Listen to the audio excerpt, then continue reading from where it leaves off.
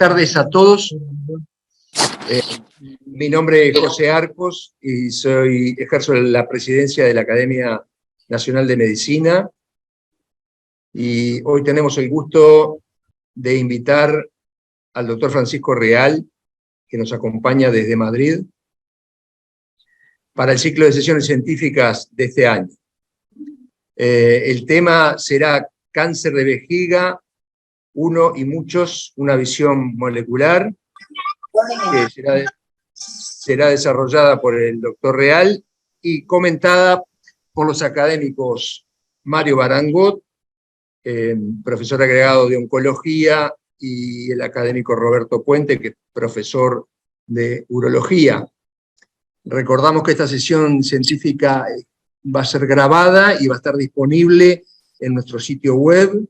Pedimos a todos verificar que el micrófono esté apagado y para preguntas y respuestas utilizar el chat, seleccionando la opción todos los participantes para que todos puedan preguntar y a través del coordinador se realizarán las preguntas al expositor. Antes de pasar el micrófono al doctor Real, le voy a pedir al académico Osinaga que haga una presentación de los currículum y actividades científicas del doctor Real. Bueno, buenas noches a todos. Para nosotros es un gran gusto presentar a Francisco Real, que todo el mundo lo conoce como Paco Real, que es la forma habitual que él se presenta.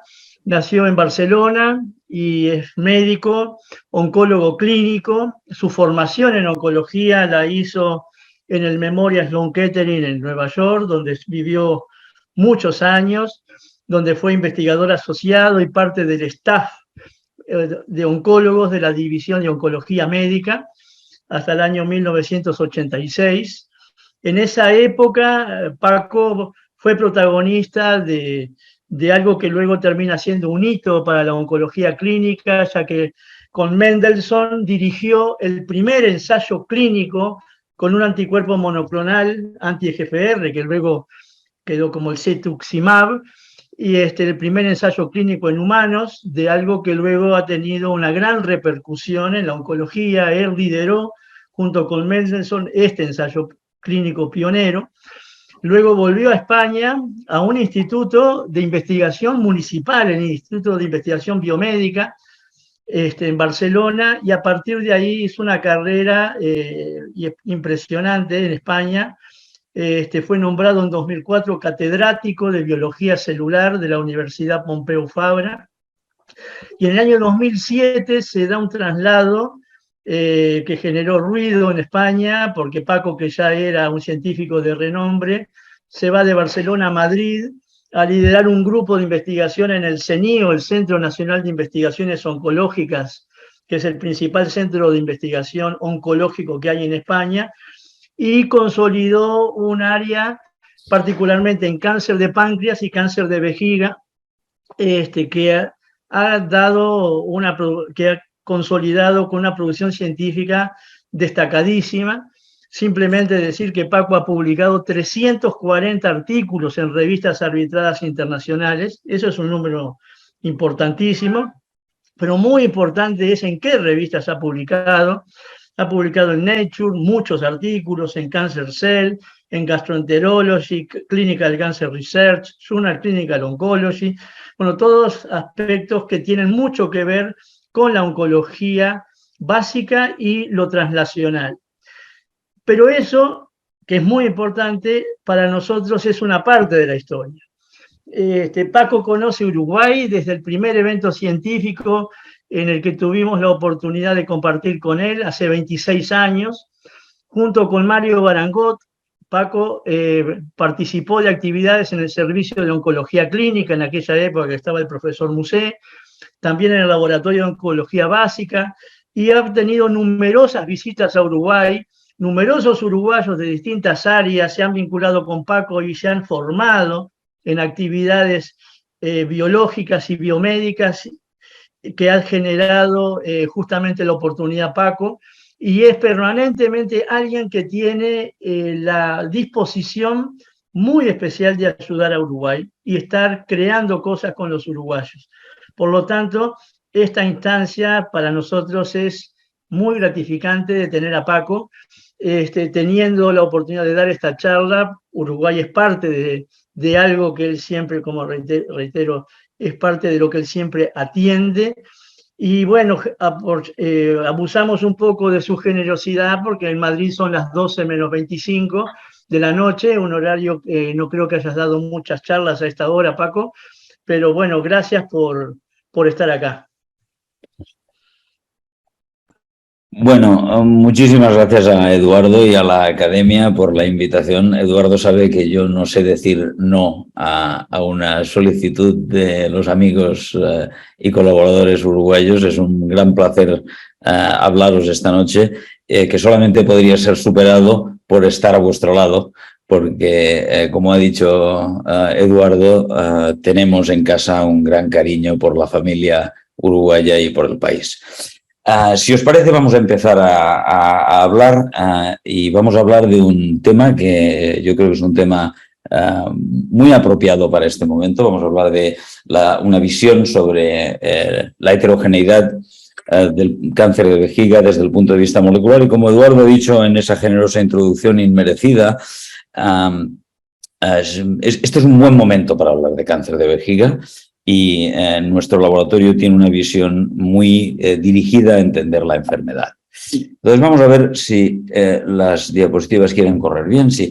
Esta diapositiva no voy a perder mucho tiempo en ella, pero simplemente quiero llamar la atención sobre el hecho de que en cáncer de vejiga estamos, desde el punto de vista del escenario clínico, estamos dominados por una dictadura que se entiende muy bien desde el punto de vista clínico, y es la dictadura de la invasión del músculo. Es decir, tenemos una visión del cáncer de vejiga a todos los niveles, clínico, molecular, biológico, etcétera, que viene determinada por un fenómeno muy importante, y es que en el momento, no sé si ven mi ratón, ¿lo ven?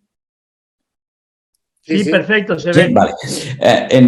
La invasión del músculo es un factor absolutamente determinante en el manejo clínico de los pacientes, porque obviamente la calidad de vida disminuye dramáticamente cuando se tiene que extirpar la vejiga.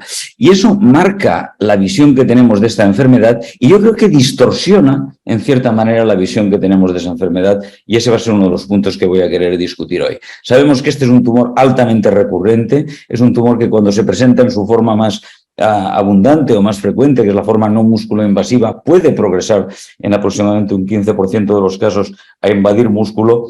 Y quiero aquí llamar la atención sobre algunas cosas que hacemos en el manejo del paciente con cáncer de vejiga que son realmente inapropiadas. La primera es, llamamos a algunos tumores que son invasivos como tumores no músculo-invasivos, como tumores no invasivos. Y eso confunde, porque en cáncer de colon nunca diríamos que un tumor T1 no es invasivo. En segundo lugar, hacemos una cosa que es extraña. Ningún patólogo que reciba una pieza de un cáncer colorectal admitiría que se la enviasen troceada en trocitos pequeños, como cuando con frecuencia la recibe cuando se trata de una resección transuretral.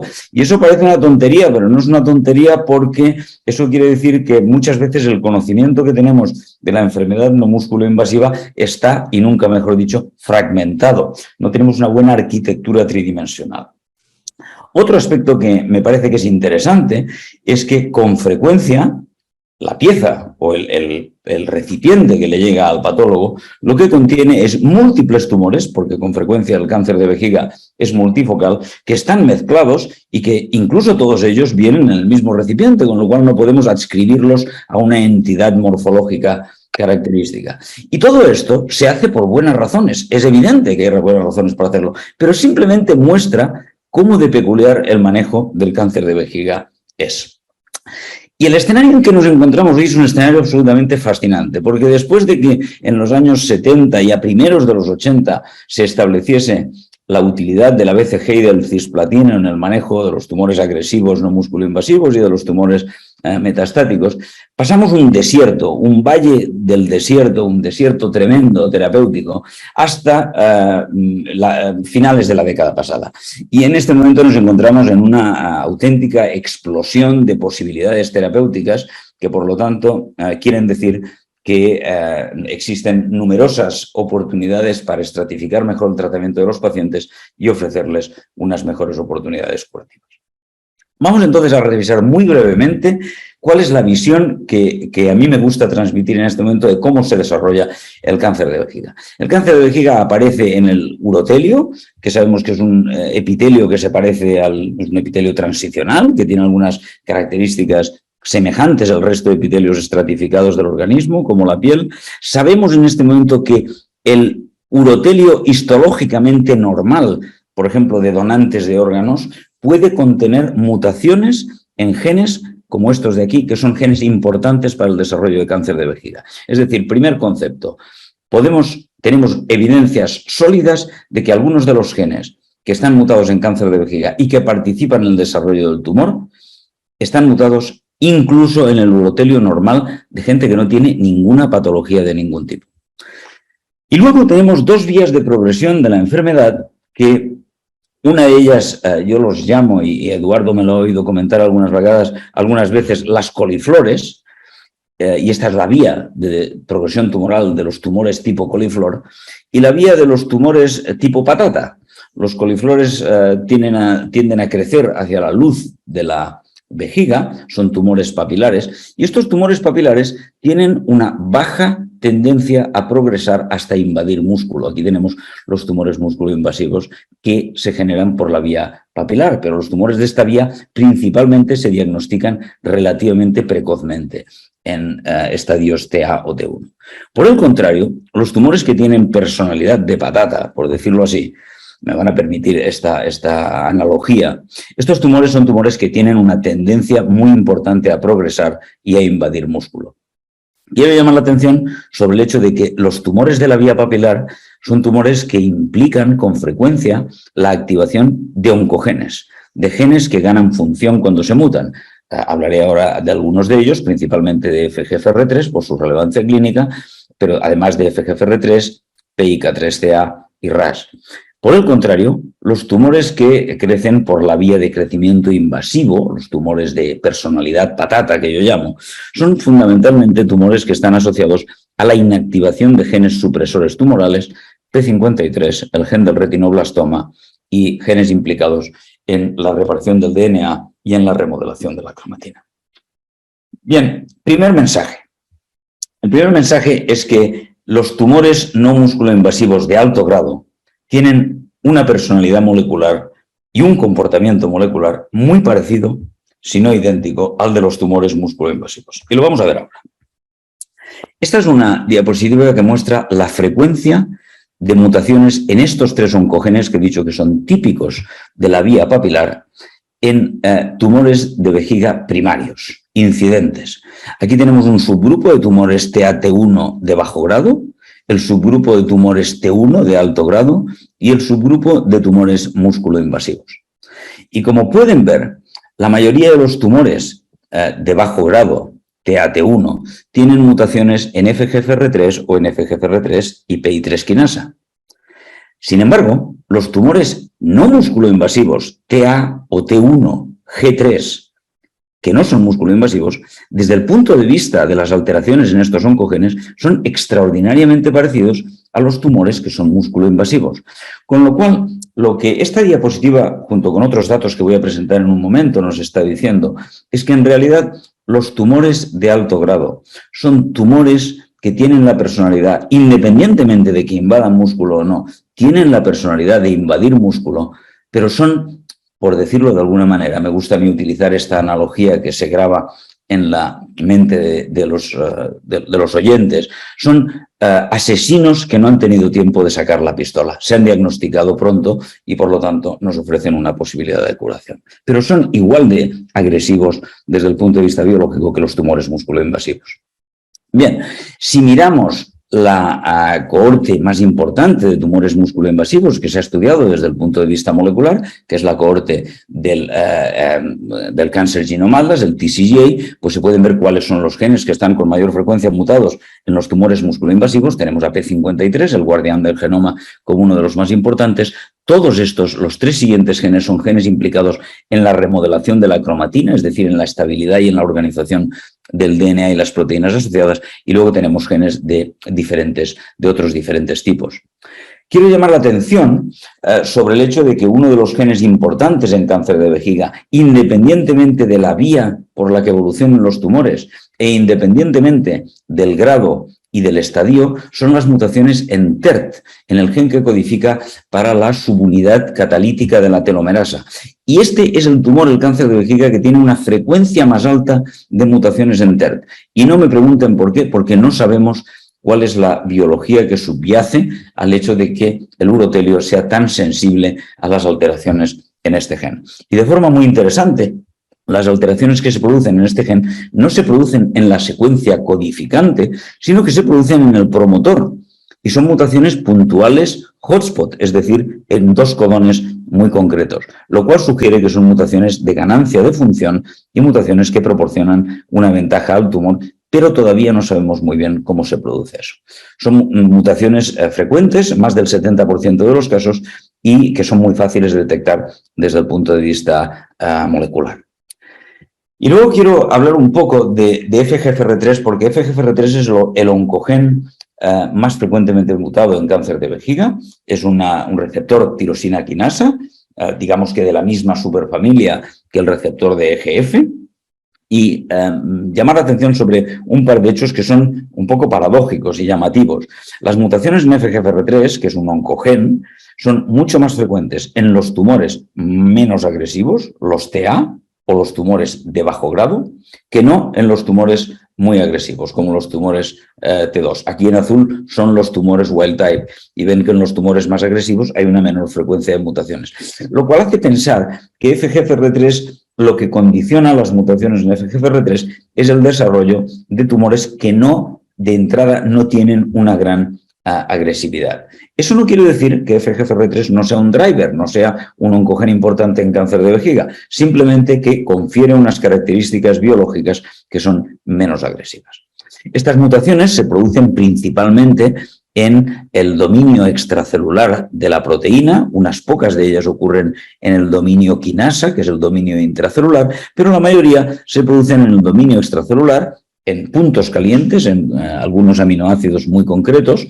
Son fáciles de detectar desde el punto de vista molecular, porque están concentradas en unas pocas regiones, y confieren al receptor la capacidad de dimerizar de forma espontánea y de esta manera señalizar y activar vías de señalización de transmisión de señales que son importantes para el crecimiento celular. Más recientemente se ha descrito que aproximadamente en un 3 o un 5% de tumores de vejiga, es decir, una baja frecuencia, existen mutaciones que son fusiones de FGFR3 con diversos otros genes. El más frecuente es un gen que se llama TAC3, el segundo más frecuente es este otro gen implicado en apoptosis, y lo que sabemos es que estas mutaciones que se acompañan de la fusión génica, como otras fusiones que ustedes conocerán bien, que están presentes en otros tumores, en general se asocian con una mayor actividad quinasa de la proteína y con una gran sensibilidad a los inhibidores a las pequeñas moléculas que son inhibidores de estas quinasas. Por tanto, este es el primer mensaje que quería dar, y el segundo mensaje que quiero dar ahora es que mientras que hemos invertido muchos esfuerzos en el caracterizar desde el punto de vista mutacional los tumores y en caracterizar desde el punto de vista transcriptómico, como luego veremos los tumores, quizá una buena parte de la información molecular relevante en cáncer de vejiga viene dada por las alteraciones en el número de copias, es decir, en la inestabilidad genómica. Y van a verlo aquí. La inestabilidad genómica caracteriza principalmente a los tumores musculoinvasivos o a los tumores no musculoinvasivos T1 de alto grado. Esta diapositiva muestra una comparación de dos series muy importantes, la serie del tumor, del estudio Uromol, en el que nosotros hemos participado junto con Lars Dirkhoff y otros grupos en Dinamarca y otros países europeos, con la serie del cáncer Ginom-Atlas. Esta serie es de tumores músculo-invasivos, la serie Uromol es de tumores no músculo-invasivos. Y lo que se puede ver es que en los tumores no músculo-invasivos que presentan alteraciones genómicas, estas se parecen mucho a las alteraciones genómicas que hay en los tumores músculo-invasivos.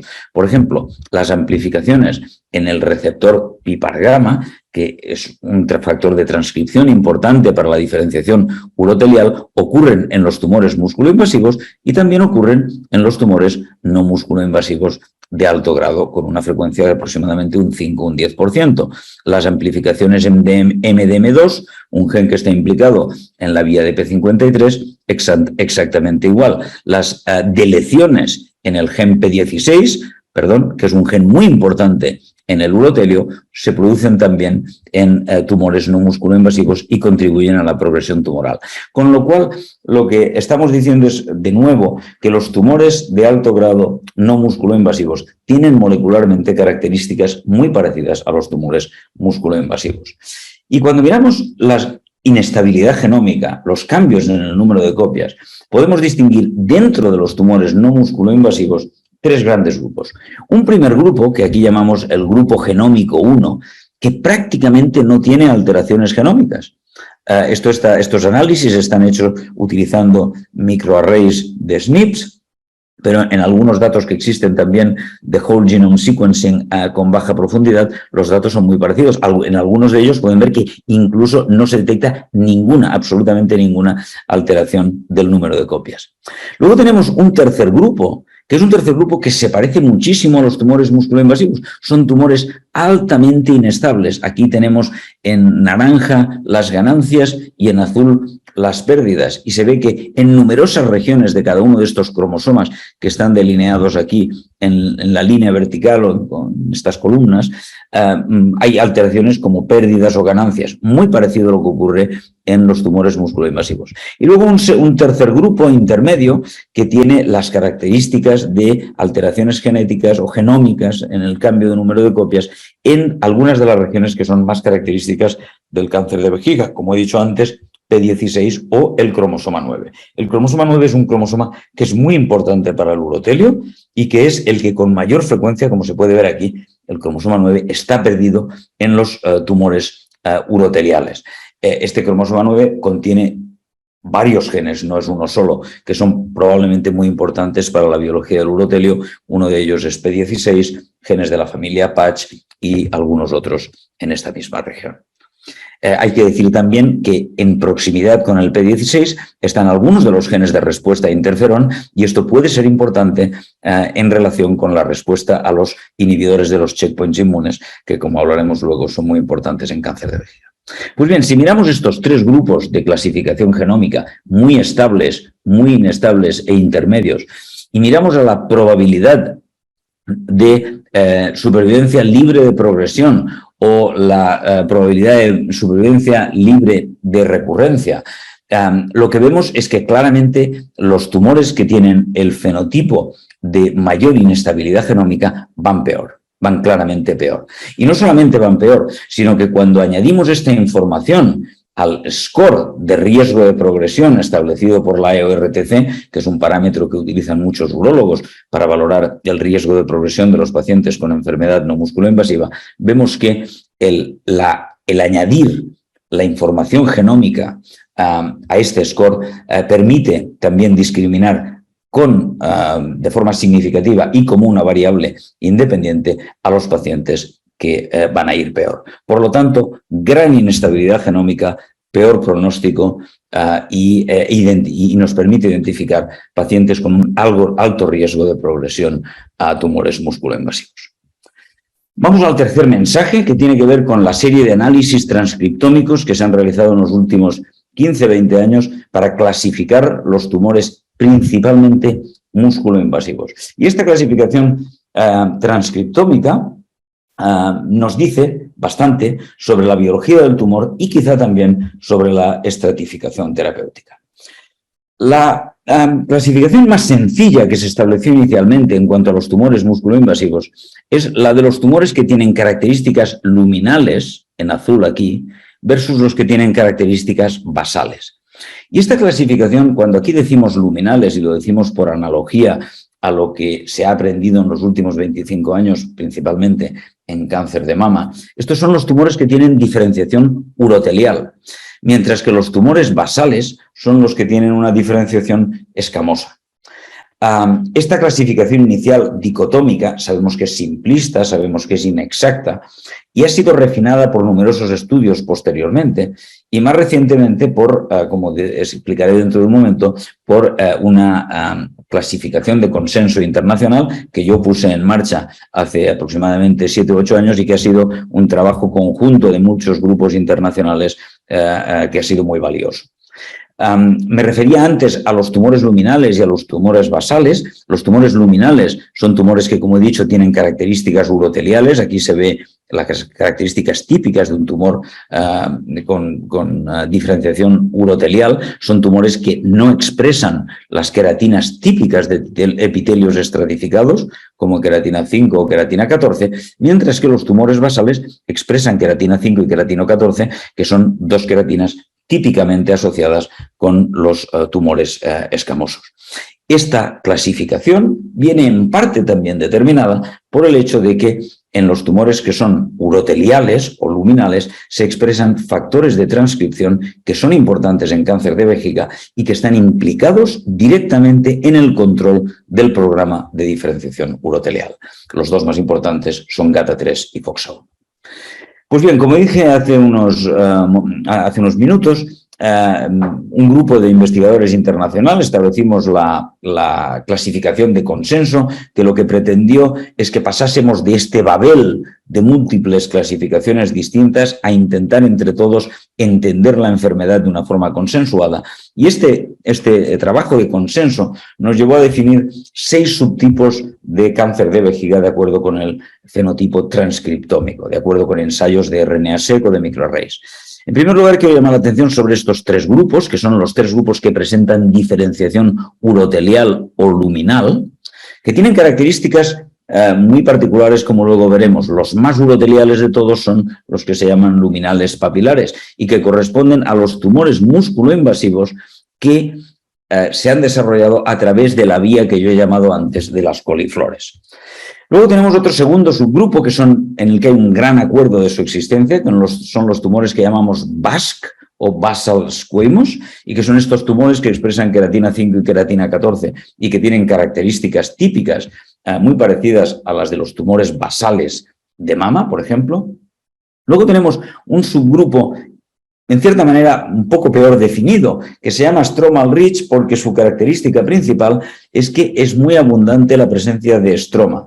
Y evidentemente este subgrupo, su definición por la presencia de una gran cantidad de estroma puede venir influenciada no solamente por las características del tumor, sino por sesgos de muestreo a la hora de obtener la muestra.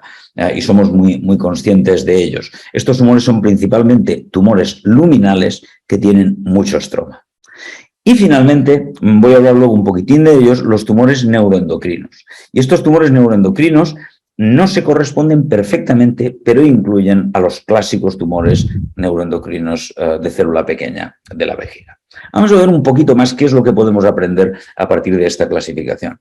En primer lugar, esta clasificación es una clasificación muy estable. Si cogemos todas las otras clasificaciones que se han establecido en estos últimos años, podemos llegar a un esperanto de clasificación, que es esta clasificación de consenso, que se adapta bastante a las otras clasificaciones. Estos son los tumores basales a la derecha definidos por la clasificación de consenso y la mayoría de los otros clasificadores los clasificarían como basales. Lo mismo para los tumores más luminales papilares. Bien, ¿qué podemos decir de esta clasificación? Pues que hay algunas asociaciones clínicas que son interesantes. Por ejemplo, sabemos que los tumores basales son significativamente más frecuentes en mujeres. Sabemos que estos son tumores, además, que con frecuencia, aquí los vemos de nuevo, es el grupo rojo, con mayor frecuencia se presentan en estadio 3 o 4. Nos referimos ahora solamente dentro de los músculo-invasivos, pero con mayor frecuencia se presentan con estadios 3 o 4 en lugar de estadios 2.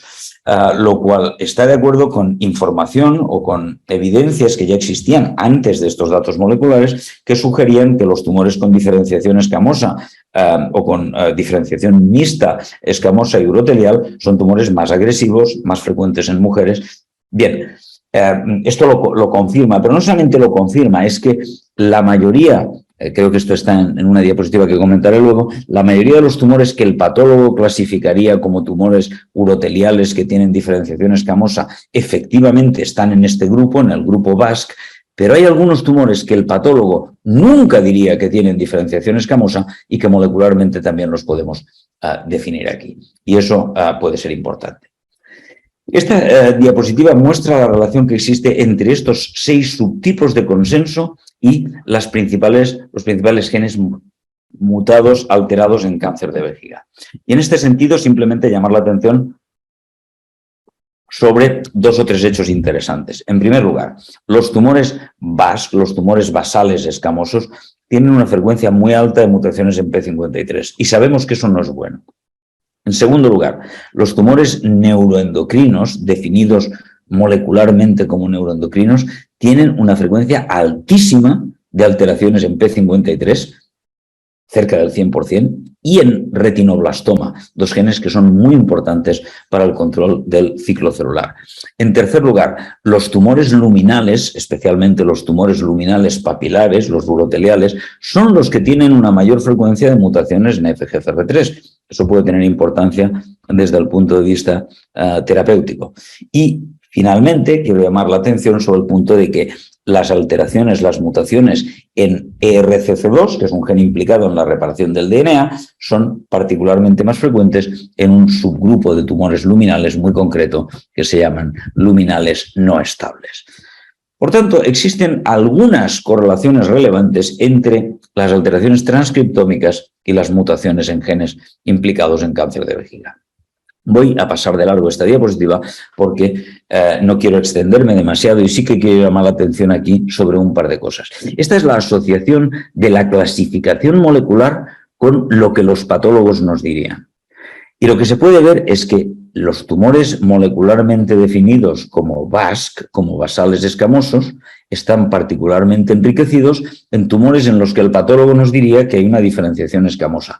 Pero mientras que todos los escamosos están en el grupo rojo, muchos tumores, una proporción muy importante de tumores que se clasifican molecularmente como escamosos o basales escamosos, no hay evidencia clara desde el punto de vista morfológico de diferenciación escamosa. Por lo tanto, la biología molecular nos refina un poco la clasificación. Lo mismo ocurre con los tumores neuroendocrinos. Todos los tumores que el patólogo clasifica como de células pequeñas se clasifican molecularmente como tumores neuroendocrinos. Sin embargo, muchos tumores, una proporción relativamente importante de los tumores que se clasifican molecularmente como neuroendocrinos, no identifica en ellos el patólogo características morfológicas que le sugieran esa clasificación o esa histología. Por lo tanto, el mensaje de esta diapositiva es que el análisis molecular es un poco más fino, representa un cierto avance en la clasificación de los histotipos y los linajes celulares del cáncer de vejiga. ¿Y es eso importante? Bueno, pues tiene una cierta relevancia, sí, porque sabemos que los tumores basales y los tumores neuroendocrinos son los que tienen peor pronóstico de todos. Estos son datos muy consistentes en todos los estudios retrospectivos. A mí los estudios retrospectivos me gustan mucho menos que los prospectivos, pero cuando todos los estudios retrospectivos coinciden y encuentran las mismas asociaciones, me los creo. Y estos son datos de un estudio de Memorial Sloan Kettering, el estudio del TCGA y un estudio de MD Anderson, y los 3 estudios muestran claramente que los pacientes que tienen tumores basales van peor. Y cuando miramos la clasificación de consenso, se ve que los pacientes que tienen tumores basales, aquí en rojo, van peor, y los que tienen tumores neuroendocrinos van todavía muchísimo peor. Por lo tanto, esta clasificación puede tener alguna relevancia. Y esa clasificación puede tener relevancia a la hora de comprender la biología de los tumores y de clasificar mejor el pronóstico de los pacientes, pero también es posible que tenga algunas relevancias en cuanto a la estratificación molecular, porque hemos dicho que los tumores luminales están enriquecidos en señalización por FGFR3, por el contrario, los tumores basales están enriquecidos en señalización por el receptor de EGF y son los que tienen un mayor contenido de células inmunes. Y hay algunos datos que sugieren, luego me referiré a ello, que quizás son los que responden mejor al tratamiento con inhibidores de los checkpoint inmunes. Bien, paso al mensaje número 4, y es que los análisis moleculares nos pueden guiar el tratamiento, aunque queda mucho por hacer. Estamos en el paleolítico de la aplicación. Simplemente decir que no nos podemos olvidar de que el cisplatino sigue siendo el primer tratamiento de elección en los pacientes con enfermedad metastática y que en la neoadjuvancia juega un papel muy importante, sin ningún género de duda. Por lo tanto, identificar biomarcadores de respuesta a cisplatino, aunque no esté tan de moda, por decirlo así, sigue siendo clínicamente muy relevante. Y sabemos que las alteraciones en diversos genes implicados en la reparación del DNA pueden ser biomarcadores de respuesta a cisplatino. Hay algunos datos incluso que comparten algunos de estos marcadores entre cáncer de vejiga y cáncer de pulmón.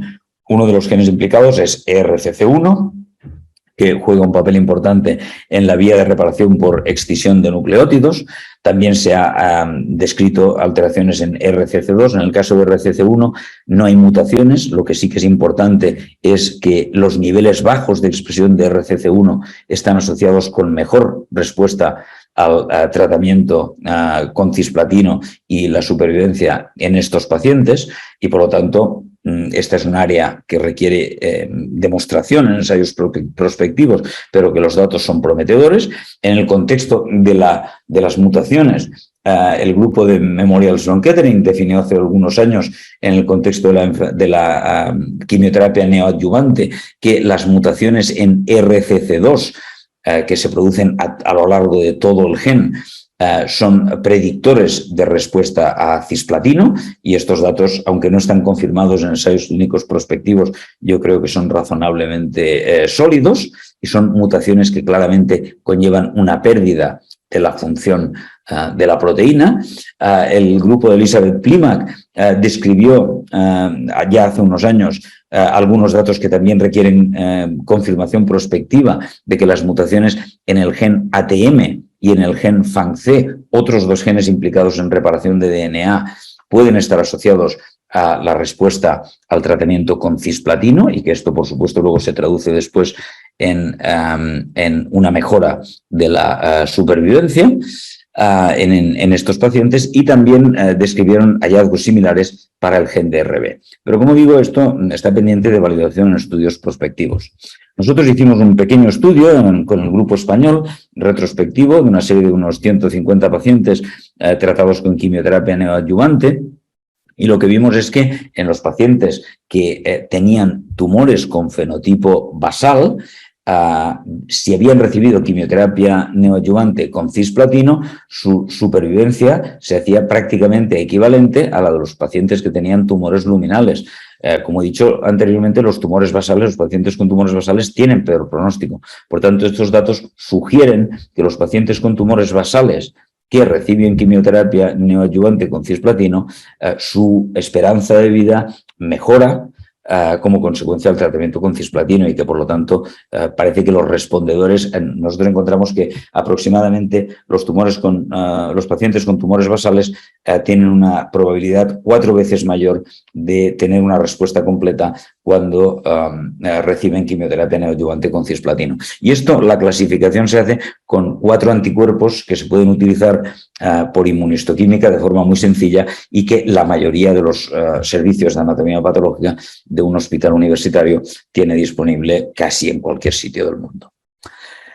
Bien, otro aspecto importante de lo que hemos aprendido a nivel molecular es que he dicho que FGFR3 es el oncogen más importante implicado en cáncer de vejiga, y aunque los inhibidores de FGFR de primera generación, que en realidad eran inhibidores multireceptor tirosina quinasas, no tuvieron gran utilidad o gran resonancia desde el punto de vista clínico. Más recientemente hay una batería de inhibidores de los receptores de FGF, no solo del 3, son pan-FGFRs inhibidores que claramente tienen una mayor actividad en cáncer de vejiga, que hay una tasa de respuestas mayores del orden del 35 al 40% y que el mejor marcador predictivo de respuesta a estos inhibidores es la presencia de mutaciones en FGFR3 y esto se ve claramente en esta diapositiva. Por lo tanto,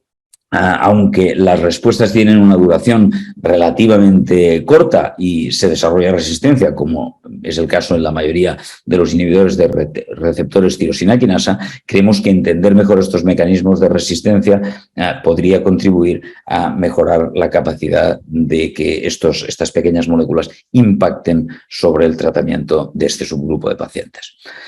Y finalmente hemos tenido la gran revolución en los últimos años de los inhibidores de los checkpoint inmunes en cáncer de vejiga.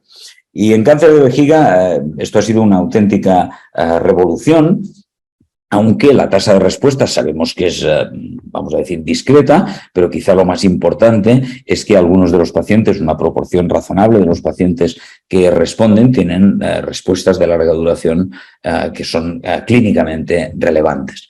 Sabemos en este momento que los tumores de vejiga, desde el punto de vista inmunológico, los podemos clasificar en 3 grupos: los que son inmunodesiertos, que sobre todo son los tumores papilares, muy fuertemente en asociación con mutaciones en FGFR3, los tumores inmunoexcluidos, es decir, donde tenemos células CD8 positivas, pero que están más alrededor del tumor que dentro del tumor, y luego los tumores inflamados. Y los tumores más inflamados de todos son los tumores BASC, los tumores basal squamous. Es decir, que se da aquí la paradoja de que un tumor que es el que desde el punto de vista biológico es el más agresivo, el basal, quizás es el que pueda beneficiarse más del tratamiento con los inhibidores de los checkpoints inmunes porque son los más inflamados de todos. Y en este sentido, quiero llamar la atención sobre la plétora de marcadores que se han intentado identificar como predictores de la respuesta al tratamiento con los inhibidores de los checkpoints inmunes. Esto es una torre de Babel realmente, porque aunque hay un montón y un gran número de hallazgos estadísticamente significativos, hay muy pocos hallazgos que sean clínicamente realmente útiles. Incluso la determinación inmunohistoquímica de PDL1 para la estratificación de los pacientes sabemos que es imprecisa y poco útil. A mí me llaman la atención 2 aspectos relevantes que tienen que ver con la biología del tumor. Uno es la presencia de firmas relacionadas con interferón gamma, que es un signo de la inflamación esa que estamos diciendo y que se asocia de forma importante al número de células CD8 positivas y que está claramente asociada a una mayor tasa de respuestas completas. Esto se traduce evidentemente en una mejor supervivencia.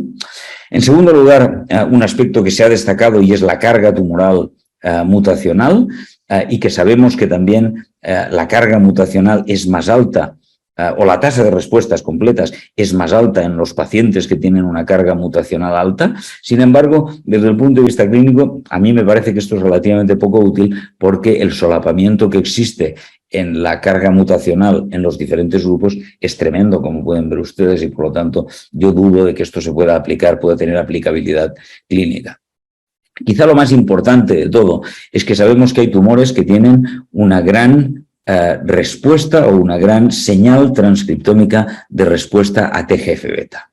Y sabemos que esta respuesta a TGF-beta, que se traduce por una firma molecular que se llama TGF-beta Response Signature, esta firma, la actividad de esta firma se relaciona de forma muy importante con la supervivencia y con la respuesta al tratamiento. Y sabemos, y esto es más importante todavía, que esto se reproduce en diferentes estudios que se han llevado a cabo en los últimos años, y sabemos que la inhibición, porque hay una serie de datos muy interesantes que indican que es así, que la inhibición concomitante del receptor de TGF-beta junto con de los checkpoints inmunes, concretamente de PDL1, tiene una actividad sinérgica muy importante en modelos de ratón y esto está siendo explorado ya en el contexto clínico. Desafortunadamente, cuando tenemos una lista muy grande de posibles marcadores predictores de respuesta a un tratamiento, quiere decir que ninguno es muy bueno. Y es donde nos encontramos todavía. No solamente que ninguno es muy bueno, sino que además no tenemos ninguna validación prospectiva. Y por lo tanto, bajo mi resumen de dónde está el campo en este momento es que the field is a mess. Es nuestra responsabilidad como investigadores clínicos y moleculares salir de esta situación oscura y difícil, porque esta es una pregunta muy relevante desde el punto de vista clínico. Y finalmente voy a darles una pincelada de una de las áreas en las que nosotros estamos trabajando en los últimos años, y es cómo predecir mejor desde el laboratorio la respuesta a los tratamientos. Y nosotros hemos puesto en los últimos años un énfasis particular en los modelos de organoides, porque son modelos que nos proporcionan herramientas importantes y potentes para comprender mejor la progresión tumoral y la respuesta al tratamiento. Este es una diapositiva tomada de la revista Science, que denominó a los organoides el breakthrough del año 2018. Los organoides son estructuras o modelos de crecimiento celular in vitro que tienen la característica de que tienen propiedades de autorrenovación, de capacidad de diferenciación, de autoorganización, y que generan estructuras que son organ-like, como un pequeño órgano en miniatura. Y ha habido un gran interés en los últimos años por utilizarlos tanto para el estudio de tumores como de otras enfermedades. Por ejemplo, en el campo de la fibrosis quística han tenido un impacto y están teniendo un impacto extraordinario para testar nuevos fármacos en este área. Este es un ejemplo de los organoides y es el primer ejemplo del trabajo que nosotros hicimos con organoides normales uroteliales de ratón. Esto es importante porque hemos podido crecer células uroteliales normales de ratón durante más de un año ininterrumpidamente en el laboratorio, y esto nos permite manipularlas y estudiar su biología de forma interesante. Aquí ven el aspecto que tienen estos organoides cuando los crecemos en diferentes fases, como digo, durante un año. Sabemos que estos organoides son extraordinariamente dependientes, sobre todo de la señalización por EGF y de la señalización por la vía de Wnt. Y los factores de crecimiento que estimulan estas dos vías son esenciales para su crecimiento. Hemos caracterizado estos organoides desde el punto de vista molecular utilizando tecnología de RNA-seq de célula única, y hemos podido reproducir que en condiciones de proliferación podemos identificar una nueva subpoblación de células que tienen características basales y que son proliferativas, y unas subpoblación de células que tienen también características basales, pero no son proliferativas. Y por lo tanto, podemos intentar entender mejor la estructura poblacional de los tumores de vejiga sabiendo cuál es la estructura del urotelio normal. Y también sabemos que estos organoides proliferantes, podemos inducir en ellos la diferenciación y que adquieran características luminales con la activación del programa urotelial. Simplemente esto es otra diapositiva que muestra los marcadores que hemos podido establecer para cada uno de estos clústeres, de estas subpoblaciones en organoides proliferativos o en organoides diferenciados. Este es algunos de los ejemplos de la colección que estamos desarrollando, no de organoides de ratón, sino ya de organoides que provienen de tumores humanos, y esta diapositiva muestra el patrón de crecimiento de diferentes tipos de organoides, y esta diapositiva muestra pues, que hemos, por ejemplo, estos son 3 ejemplos paradigmáticos, que tenemos organoides que son reminiscentes, que recapitulan las características de tumores basales, que expresan queratina 5 y queratina 14. Tenemos otros que expresan características claramente luminales, expresan queratina 20, que es un marcador característico del urotelio diferenciado, y expresan pocas células expresan los marcadores basales, y luego tenemos algunos que son intermedios, de tal manera que tenemos una serie ahora de herramientas que nos permiten caracterizar mejor los patrones de crecimiento de estas células y la sensibilidad a los fármacos. Y estos organoides recapitulan razonablemente bien lo que ocurre en los tumores. Este es, por ejemplo, uno de los organoides que les he presentado anteriormente, que ven que es un organoide con diferenciación luminal, y el tumor del que se derivó este organoide también expresaba niveles muy altos de queratina 20. Y de la misma manera que el organoide expresa hay una subpoblación de células en el organoide que expresa queratina 5, lo mismo veíamos en el tumor. Por lo tanto, los organoides, mejor que las líneas celulares convencionales, permiten recapitular la estructura poblacional de los tumores de que se derivan. Y para finalizar, simplemente muy brevemente, ¿hacia dónde vamos en este área? Pues vamos a generar organoides que sean más complejos, que recapitulen el microambiente tumoral. Vamos a generar organoides a partir de lesiones metastáticas, en lugar de solamente los tumores primarios, que son los que se han establecido principalmente hasta ahora, y vamos a caracterizar los tumores y los organoides utilizando técnicas de alta resolución, como son las técnicas de célula única o de transcriptómica espacial.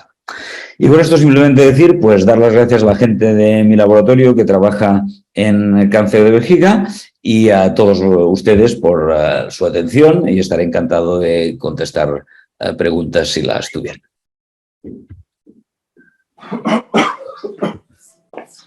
Muchas gracias, doctor Real, por tan completa conferencia. Le damos la palabra al académico Puente para que comience los comentarios.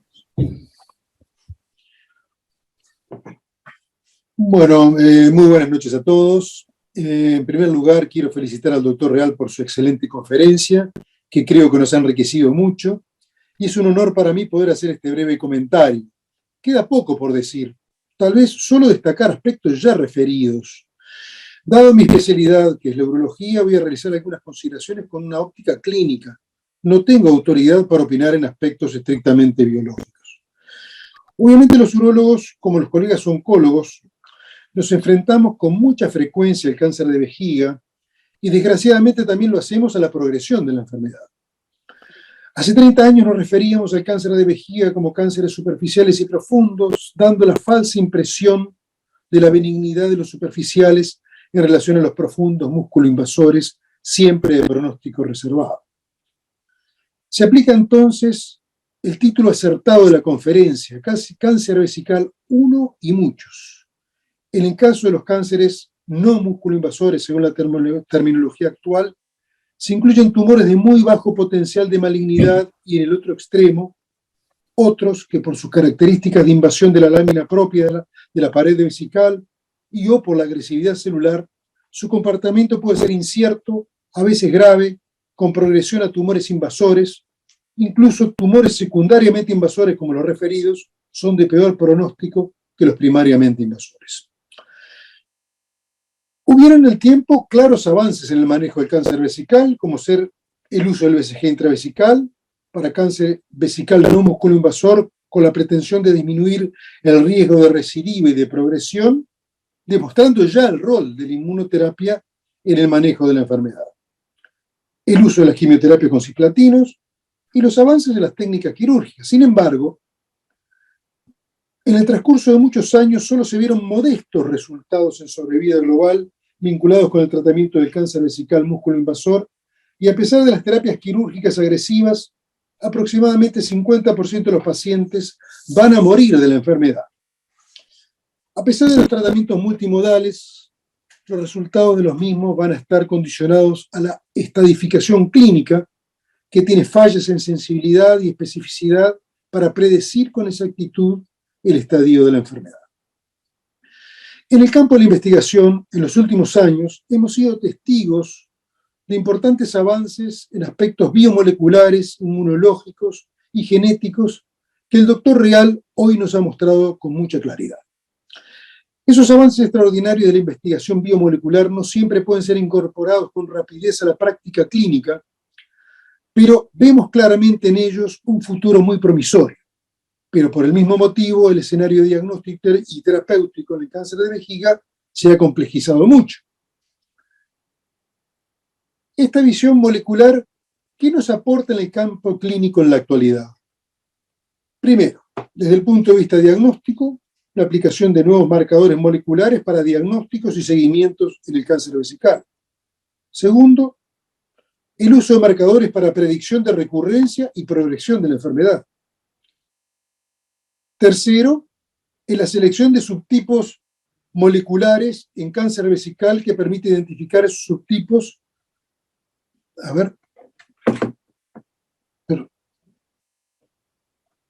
Hola. Sí. Decía que en la selección de subtipos moleculares en cáncer vesical que permite identificar esos subtipos para la pertinencia de uso y respuesta a quimioterapias, sobre todo neoadyuvantes a la cirugía. Ya hay pruebas comerciales que, de acuerdo a la expresión genética de los tumores, permitirían identificar subtipos moleculares para guiar los tratamientos. Incluso las técnicas de inmunohistoquímica que extrapolan manifestaciones fenotípicas, o sea, histológicas, de tumores a la alteración genética. Pero, por el momento, no hay estudios de valoración para su uso. Cuarto, para el uso y aplicación de nuevas terapias inmunológicas, mostrando utilidad como segunda línea en tumores músculo-invasores y modestamente en tumores no músculo-invasores ante la falla de BCG. Finalizando, debemos estar muy atentos de los avances de investigación biológica y favorecer la investigación clínica para poder utilizar estas nuevas técnicas moleculares en beneficio de nuestros pacientes. Nuevamente, felicitaciones, doctor Real, y muchas gracias. Gracias. Muchas gracias, Roberto. Le damos la palabra al académico Barangot. Muchas gracias. Bueno, como dijo el académico Puente, felicitaciones al amigo Paco, al doctor Real, que conocemos hace tanto tiempo. Esta ha sido una formidable exposición de los avances de la biología molecular de tantos años. Es parte de tu vida, Paco, esto que nos acabas de contar. Le has dedicado mucho tiempo y terminan estas charlas tuyas y me quedo muy conforme por unos días, unas semanas, hasta que te escucho la próxima vez. La próxima vez vas a tener 6 o 7 diapositivas nuevas y vamos a empezar de vuelta otra vez. La dinámica es enorme.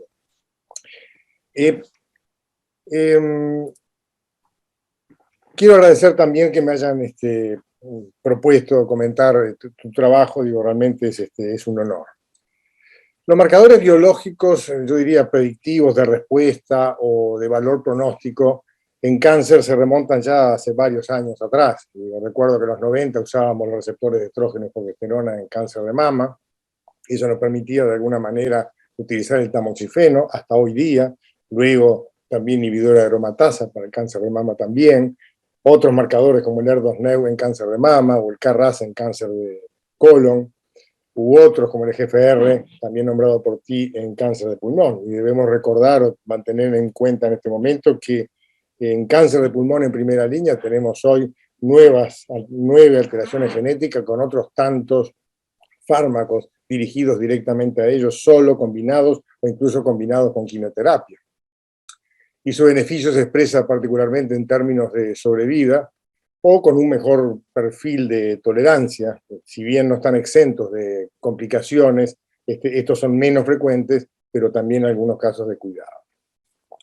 Ya se ha dicho acá, Paco, tú lo subrayaste, el tratamiento clásico de la enfermedad diseminada o irresecable del cáncer de vejiga sigue siendo la quimioterapia en primera línea y en algunos casos también en segunda línea. Simplemente que quizás con un poco más entusiasmo que podíamos haber visto en tu presentación, los clínicos necesitamos nuevas drogas y a pesar de que las diferencias quizás con lo clásico o con lo habitual o con lo que traemos hasta ahora como la quimioterapia no hayan sido tremendamente significativas, tenemos algunas circunstancias clínicas en algunos estadios en donde, por ejemplo, la inmunoterapia de alguna manera colabora en términos de sobrevida para estos pacientes.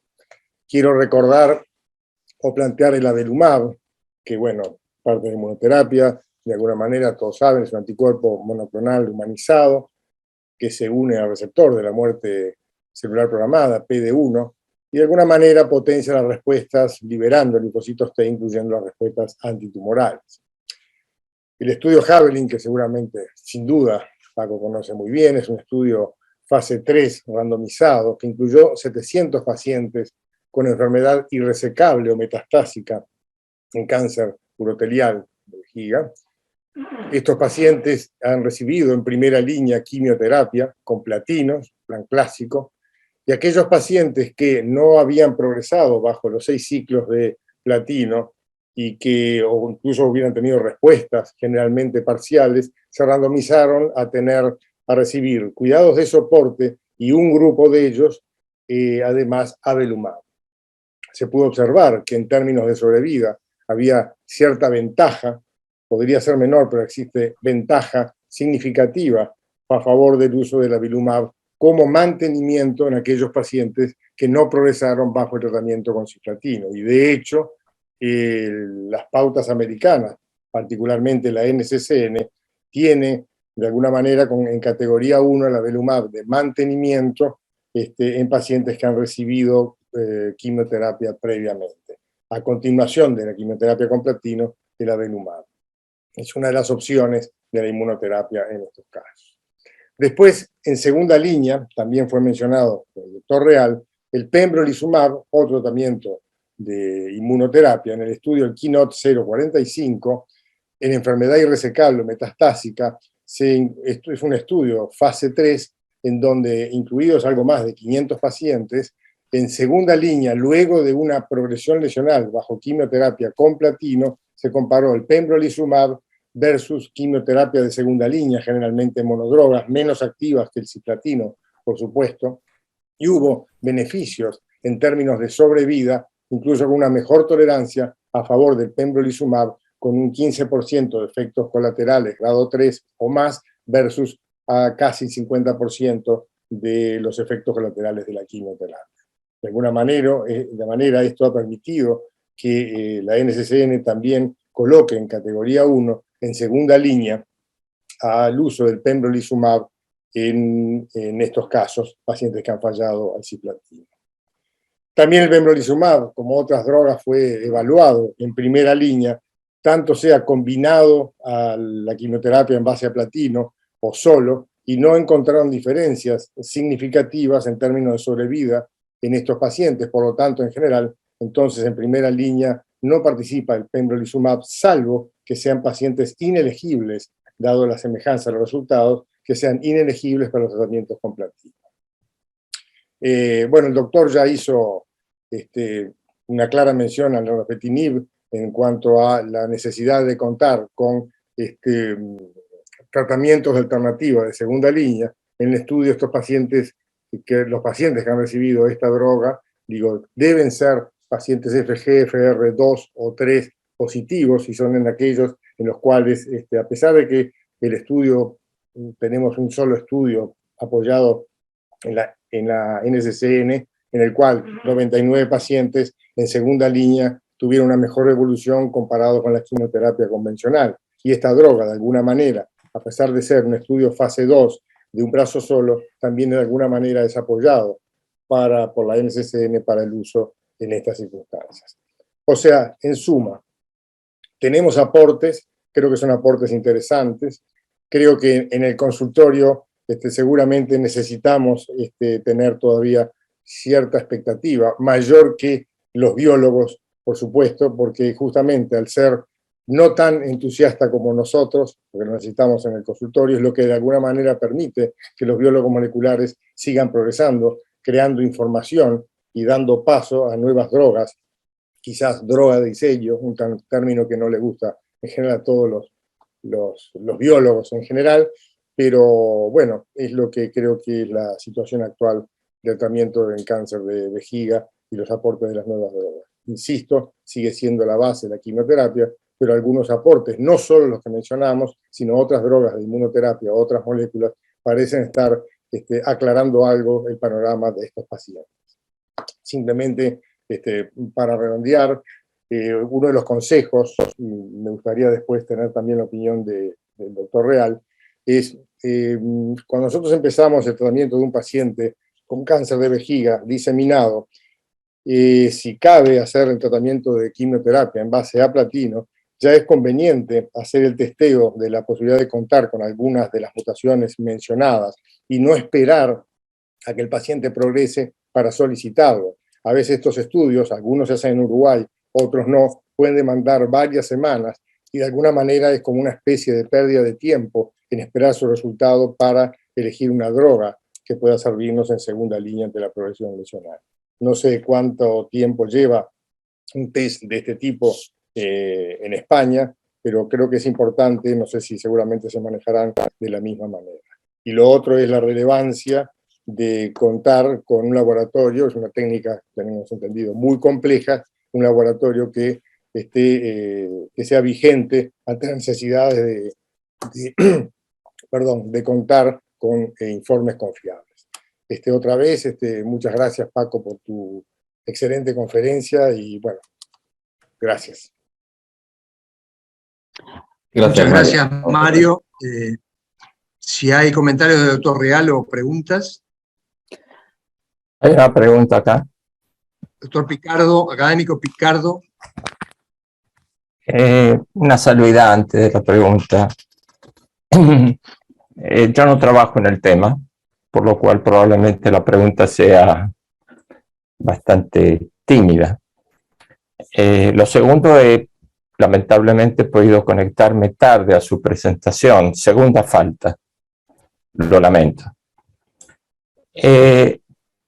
Ante un problema tal multidiseminal, multifactorial como este cáncer, como cualquier cáncer, mi pregunta es, ¿cuál sería para los especialistas la mejor manera de poder enfrentar al problema desde un punto de vista multifactorial? La pregunta específica es, ¿se están aplicando técnicas como metabolómica, por ejemplo, para poder seguir el seguimiento de los pacientes? Bueno, si la pregunta va dirigida a mí, no se están aplicando de forma rutinaria, y una de las razones por las que no se aplican de forma rutinaria, por ejemplo, en el caso concreto, es evidente que tenemos una visión, y yo he ofrecido una visión parcial del problema, porque no he hablado apenas del microambiente, por ejemplo, o de los aspectos metabólicos del tumor, que son claramente relevantes. Pero, por ejemplo, sabemos que los datos de metabolómica son relativamente menos robustos que los datos genéticos. Hay una gran variación en los datos de metabolómica que dependen de la dieta y que dependen de otros factores, de la hora en la que se hace la extracción, del procedimiento exacto de la extracción. Los datos metabolómicos normalmente están más sometidos a variabilidad técnica y metodológica que los datos genéticos, y eso hace que en el contexto clínico tengan una aplicación hoy en día más limitada. Muchas gracias. No quiere decir que sean menos importantes, simplemente quiere decir que los medimos peor. Entiendo. Muchas gracias. De nada. Bueno, muchas gracias nuevamente, doctor Real, y muchas gracias a todos. Eduardo, tienes una pregunta. Sí, había levantado la mano. Bueno, Paco, sin duda, felicitaciones por una más de tus brillantes exposiciones. De alguna manera tu mensaje transmite luz. Si uno piensa que antes, por ejemplo, cuando lo biológico había impactado tanto en alternativas terapéuticas en cáncer de mama y el cáncer de pulmón era un desierto, hoy el cáncer de pulmón, gracias a los progresos moleculares, ha cambiado enormemente esa realidad y los clínicos tienen herramientas que antes eran impensables y hoy tienen otro manejo. Tú mostraste claramente que cáncer de vejiga estuvo en ese desierto, pero a partir de lo que has mostrado y del final de la década pasada, como que la luz por los hallazgos moleculares y la perspectiva de influir en ellos aparece como una alternativa. En esto, la pregunta sería, para acercarnos un poco al asistencial, por supuesto, está la opción de vislumbrar el estudio de marcadores, pero tienen que ser marcadores relevantes para la parte asistencial, pensando en medios como el ámbito clínico corriente. ¿Tú vislumbrás el manejo de paneles de genes particularmente orientados a cáncer de vejiga, como para estudiar este tipo de alteraciones como accesibles a la clínica? Sí, sin duda. Yo creo que diría que es incluso más sencillo que eso. Yo, como he dicho cuando he presentado el estudio retrospectivo de quimioterapia neoadyuvante que nosotros hemos realizado y hemos hecho algunos estudios adicionales, yo creo que incluso la inmunistoquímica sobre tejido, que es muy accesible y que la mayoría de laboratorios de anatomía patológica pueden realizar con marcadores bien establecidos, en este caso las queratinas, por ejemplo, basales, pueden ser de utilidad para la clasificación tumoral. Y evidentemente, por ejemplo, la detección de mutaciones en FGFR3 fuera de lo que son los Companion Diagnostic Tests, pero establecida de forma independiente en laboratorios con buenos niveles de calidad, se puede hacer de una forma muy sencilla, porque en FGFR3 las mutaciones son en hotspots, como decíamos, y por lo tanto es relativamente fácil, rápido y contrastable. O sea que yo creo que sí, que es posible plantear hacer algunos. En cuanto a la transcriptómica, como tú dices, o a paneles de genes, sí, yo creo que varios de nosotros hemos trabajado muy de cerca con el grupo de ARUS para establecer marcadores, pequeños paneles. Tenemos una firma de 12 genes que son indicadores del riesgo de progresión en pacientes con tumores no musculoinvasivos y que es una firma robusta. Lo que pasa es que la implementación, bueno, la implementación es difícil si no se demuestra eficacia en ensayos prospectivos. Ese es el riesgo, el desafío principal es la validación en estudios prospectivos. Y por último, se acaba de cumplir 50 años del BCG aprobado para cáncer de vejiga, y lo interesante es que luego de 50 años no está completamente claro cuál es el mecanismo por el cual el BCG induce una respuesta antitumoral. ¿Tienes opinión sobre eso?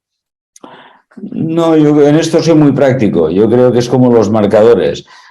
Si nosotros tenemos un fármaco que funciona, evidentemente entender cómo funciona nos ayudará a utilizarlo mejor y a mejorar las posibilidades del tratamiento. En el caso de la BCG, no sabemos muy bien cómo funciona. Lo que sí que sabemos es que el dar BCG es como lanzar una granada y esperar que explote en algún sitio y haga daño. Entonces, es tan inespecífica. Lo que pasa es que, puesto que no hemos dispuesto hasta ahora, el tema de la BCG es un tema fascinante, por lo que dices, porque no entendemos muy bien el mecanismo de acción, pero no solamente eso, es un tema fascinante, pero es un tema desde el punto de vista farmacéutico y farmacológico fascinante. Es un fármaco que no se puede producir con un 100% de reproducibilidad en el manufacturing, en la producción. Hay diferentes compañías que la producen de forma distinta y eso es importante. Segundo, ha habido una cosa que es extraordinaria. A ver, habladme de cualquier otro fármaco en oncología en el que haya habido carencia de BCG, que no se hayan podido tratar pacientes porque faltaba fármaco. Eso es extraordinario y eso ha pasado en los últimos años en BCG en el momento en que la factoría de Connaught cerró en Canadá. Por lo tanto, eso son dos puntos. Pero el tercer punto interesante es que para que un fármaco nuevo gane a la BCG es difícil. Es muy difícil porque la BCG es barata. Entonces, es como ganar a la aspirina o como ganar al ibuprofeno. Entonces, desde el punto de vista farmacológico en general, de la farmacología clínica, la BCG es un modelo de estudio interesante por esos retos y esas peculiaridades que plantea. Y yo creo que es complejo. No sabemos muy bien cómo funciona y no sabemos muy bien cómo mejorarla. Muy bien, muchas gracias, Paco. A ti. Un abrazo, Eduardo. Bueno, muchas gracias, doctor Real, muchas gracias a todos. Esperamos verlos en la nueva conferencia. Muchísimas gracias a ustedes. Adiós. Hasta otra. Gracias por la invitación.